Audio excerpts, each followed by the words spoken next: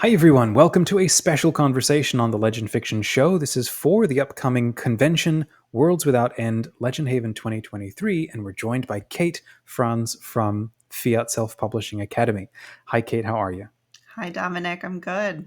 How So are you doing? today you pitched a really cool idea, three non-negotiables of Mhm. self-publishing, and a lot of people in our community obviously are self-publishing, interested in that.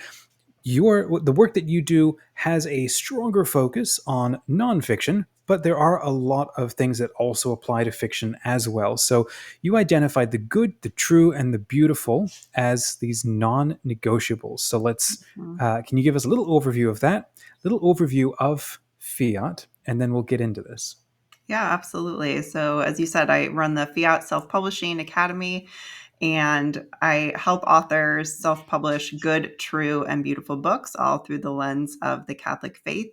I work with authors of all genres. We have instructors, courses, a community, directory where you can find illustrators, service providers. It's really a comprehensive ecosystem when it comes to those wishing to self-publish. But as I mentioned, my focus is on self-publishing good, true, and beautiful books, and that's what I want to talk to everyone here today about. When we talk about good, true, and beautiful, those terms are thrown out quite a bit. And so I'm going to go over what exactly that means. But first, I want to encourage anyone here. I think often when we self publish, you get a lot of information thrown at you. People are going to tell you, oh, you have to be on Amazon, you have to be on Instagram, you have to do this or that. And it's easy to feel like you have to do everything. And what I really want you to get from this talk today is the three non-negotiables when it comes to self-publishing. And so if you take away anything, it's that you prioritize that your book is good, true, and beautiful, because you don't necessarily have to be on Amazon. You don't have to be on Instagram, but Mhm. there are three things that you do need to do in order to be successful at self-publishing. Okay, so let's go. What is it then to be good when it comes Yeah. to self-publishing? So when I talk about a good book, I am talking about a book that does what it's intended to do.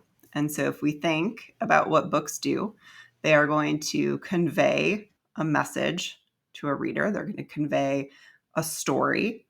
I'm obviously talking to fiction authors here. So you want to be able to convey that story to your audience.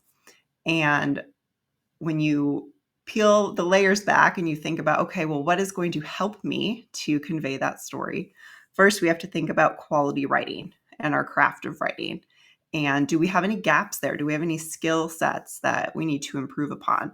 I think your community is wonderful because you have this group of fiction writers that can come together, workshop different ideas, and get feedback on your work.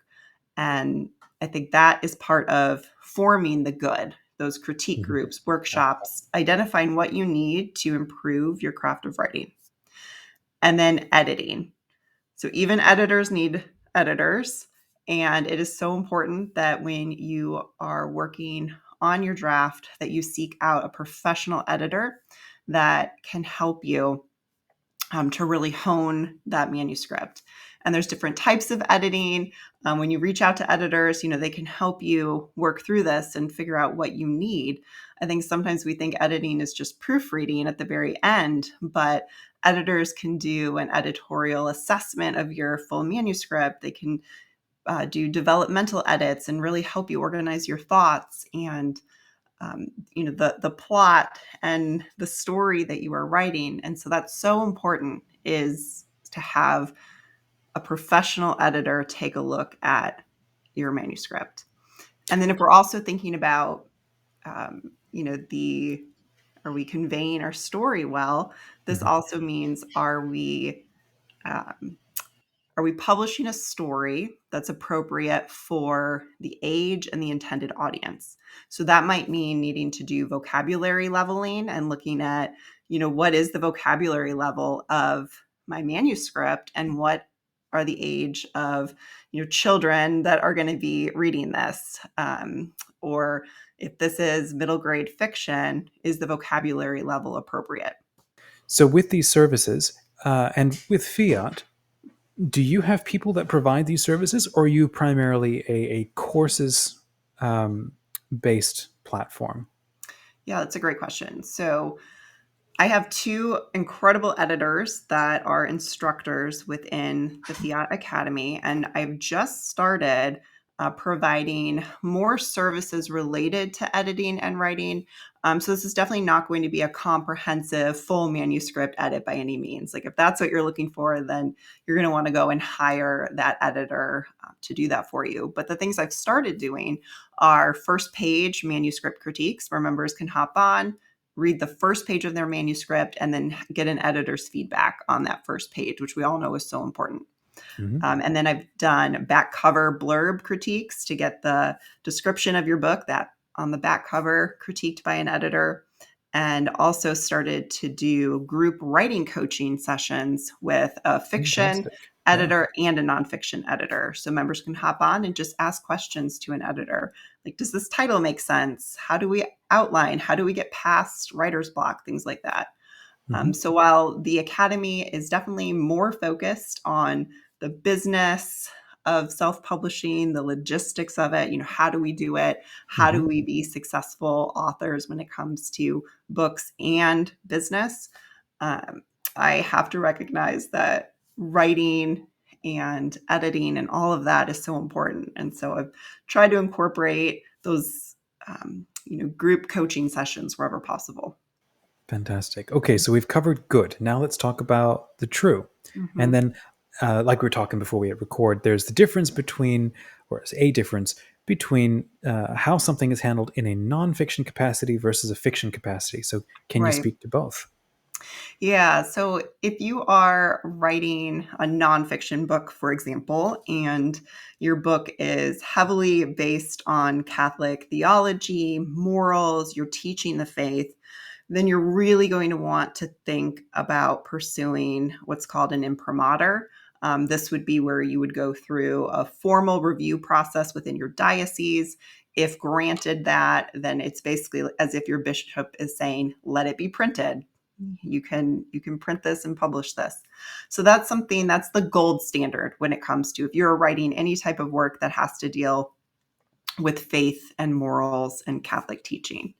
Now, if you are writing a fictional novel and that isn't something that is going to be Yeah, prevalent with, in a teaching capacity. yeah, in a Yeah. teaching capacity, then you just have to think about, um, does it still talk about different themes? Are there Catholic characters that maybe are presented within that novel? Do you talk about Catholicism in any capacity? Your book likely won't be eligible for an imprimatur through a diocese because you're not necessarily teaching on the faith. But there is what's called the seal of approval that's available through the Catholic Writers Guild, which I highly recommend. They will vet your finalized manuscript or published book and kind of give you that stamp of approval that there's nothing within your book that goes against faith or morals. And so that would probably be a better option for fiction writers if you have themes related to Catholicism in there. So that's what I mean when I talk about the true, is just Hmm. making sure that whatever you're writing is, in line with church teaching. Hmm. And then you could even take it a step further. And I think this is where it would also apply to fiction authors is the book that I've written, is it true to its genre? Hmm. And this is where, when I'm talking about the good, the true, and the beautiful, Good uh, point. Yeah. where they all tie in together. Because when we talk about beautiful and book cover design, if you are writing a romance novel, but the cover of your book is screaming nonfiction, um, or thriller, that Hmm. is going to be very misleading. So you Right. also want to make sure that all of those elements are cohesive and Hmm. that your book is true to its genre. It's true to, if you're writing a children's book, it's true to the age level of, the audience that you're trying to reach. So all of these things really build upon one another. And I think Hmm. when a book is good, true, and beautiful, you're going to see that harmony. Great, great. I'm going to ask you in just a second for a little more detail on the whole beautiful side of things. Mhm. But a thought for those who are watching and they're kind of wondering, oh, does every book I write now need to go apply for the Writers Guild seal of Mm, approval? And I don't think every book does. I think that if Catholicism is an obvious presence in your book, and your book is intended for, I don't know, maybe particularly a Catholic audience, mhm, and if you maybe aren't sure, or you, how do I say, sometimes I think the seal was generated, wasn't it, for Catholic publishers to more quickly get books on the shelves. mhm. So if you're trying to get access to Catholic publishers, then that can be a handy way to sort of streamline and speed up that process. The other option, I think, that would be then even a step below that, where you don't actually get like a seal and go through that process, would be to get a couple of people that you trust, Yes. other Mhm. people, for example, in the same sort of community, um, to give it a read, and especially look for and kind of workshop with you what ideas you have, because sometimes we bring our own thoughts into what it Yeah. means to be Catholic, and it helps Mhm. to get second opinions and so on. And that's where this comes back to the whole idea of fiction as a spiritual path. It's something that we engage in to have fun with, but also is a way for us to deepen who we are and then what we think about things. So getting other people to make sure that what you're saying is deeply true, even if the characters might misunderstand it, and it might be Mhm. presented as in a completely Right. wrong way for the sake of the story. Now that's a whole nother fun discussion. But in terms of ultimate truths, make sure you bring in a couple of other people you trust. Any thoughts on Yeah, that before moving on? yeah, that's why beta readers are so important. Yeah, Having other people review your manuscript and give you yeah, feedback. hmm, If you were to get a priest that would be able to review it and give you yeah, feedback, exactly. there's a number of different ways you can go about Yeah, it. But yeah, what you said is spot on. You want to make sure that you're getting feedback from other people. exactly. I think those beta readers, in the same faith space that you're in, who want the same things out of fiction, that you do. That's exactly why we started Legend Fiction, because we Yeah. wanted something a little bit different to what's out there, and so it's kind of doing that. Okay, let's talk about beauty, and then we'll Mhm. wrap up. Yeah. So the beautiful is I really like to think of it as transcendental beauty, something that draws us closer to God, Hmm, and not just, oh, that's a pretty cover. That's a pretty book cover. hmm, I really think that when a book cover is designed properly, hmm, it can elevate the entire book. And then it can encourage someone to actually open up your book and read it and hmm, get that message that you have been trying to convey. hmm. And people judge books by their covers. I know. We're supposed to. That's Yeah. why it's there. Yeah. And so this is a main reason I see that self-published books, or really any book, doesn't do Mm, well, is because the cover is not designed well, or as I mentioned, yeah. maybe it's designed well, but it speaks to a completely different genre than what your book is actually about. Right. And so the beauty in a good, true, and beautiful book is hiring a professional book cover designer. Hmm, And I want to really stress here that not all designers are the same. So hmm. sometimes we think, oh, this person is an incredible logo designer, or they're an Right. amazing illustrator, but it does not mean that they have the skills to design a book cover, because that Hmm. is a specialized subset of Right. design. Or And that it's more person than just designed a fantastic cover for my friend's book. I want them to do mine, Mhm. but It's different yeah. genre. I know incredibly talented fiction book cover designers, but they're not going to touch other genres because that's not the genre that they work in. Mhm, And so that's really important, is looking at the other covers that this designer has created. And mhm. if you're not sure, ask someone, ask a few people if they could give you their opinion, because Yeah. sometimes it's hard to tell if this person is qualified and able to design your book cover. But Mhm, it's more than just the cover too. It's the spine, it's the back of the book, knowing what goes on it.